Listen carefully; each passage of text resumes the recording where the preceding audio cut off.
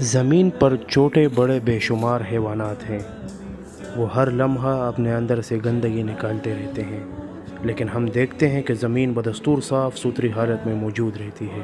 ایسا نہیں ہوتا کہ وہ حیوانی غلاظت سے بڑھ جائے، اس کا سبب فطرت کا ایک قانون ہے۔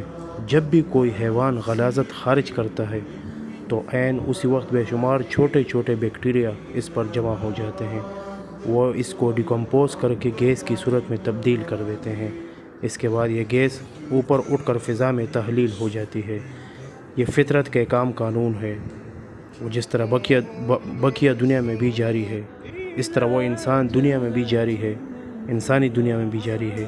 جب بھی انسانی دنیا میں کوئی برائی پیدا ہوتی ہے تو عین اسی وقت قدرت کا ایک قانون عمل میں آ جاتا ہے، وہ اس برائی کو ختم کر کے دوبارہ اس کو معتدل حالت میں قائم کرنے میں مصروف ہو جاتا ہے۔ فطرت کا یہ عمل مسلسل جاری رہتا ہے یہاں تک کہ وہ اپنی آخری تکمیل تک پہنچ جائے۔ اس کا مطلب یہ ہے کہ ناخوشگوار صورتحال پیش آنے کے بعد اگر ہم خود اقدام نہ کریں تو فطرت اپنے آپ اس کے خلاف سرگرم ہو جائے گی اور ناخوشگوار صورتحال کو دوبارہ خوشگوار صورتحال میں تبدیل کر دے گی۔ انسان کی مداخلت کا انجام یقینی نہیں، مگر فطرت کی مداخلت کا انجام یقینی ہے۔ فطرت خدا کے قانون کا نام ہے۔